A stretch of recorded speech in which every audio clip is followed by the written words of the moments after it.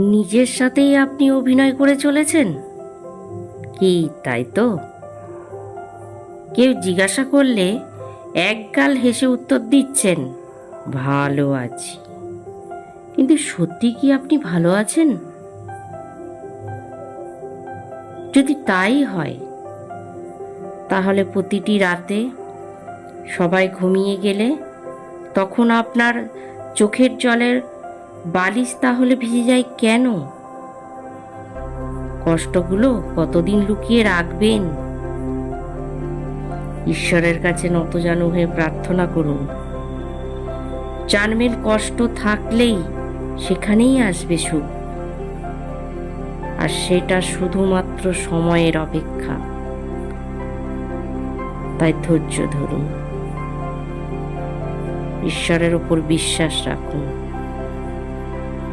ধন্যবাদ।